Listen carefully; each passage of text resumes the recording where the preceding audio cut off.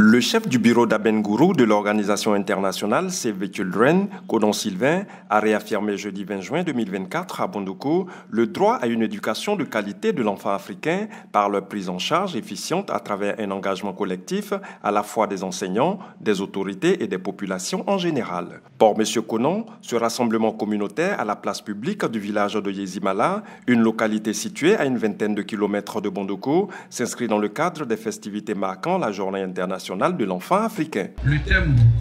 de cette journée est très fortement connecté à l'accès à l'éducation. Alors pourquoi cette insistance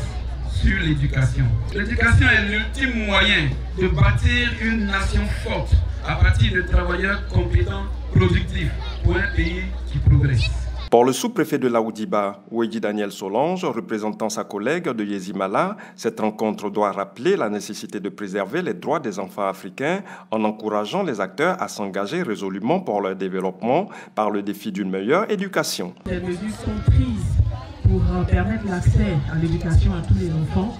mais ces mesures sont insuffisantes et ces mesures sont pour la plupart entravées par des obstacles de tous ordres. Nous pouvons citer les grossesses précoces, nous pouvons citer les mariages précoces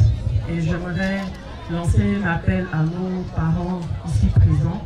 les inviter à se départir de ces pratiques qui sont néfastes pour nos enfants et à encourager l'éducation, à encourager l'inscription de la jeune fille à l'école. Pour ce faire, la présidente du Parlement des enfants de Bondoukou, Akoumia Eunice Eloge, a prié les autorités d'œuvrer à briser les entraves existantes, entre autres la pauvreté, le chômage des parents ou des proches et le prix élevé de la scolarité dans le secteur privé. Certains groupes d'enfants sont plus affectés que d'autres en termes d'accès à l'éducation, notamment les filles, les enfants en situation de handicap, les enfants déplacés, les enfants en situation de conflit armé, les enfants en conflit avec la loi, les enfants en situation de rue, les enfants sans état civil,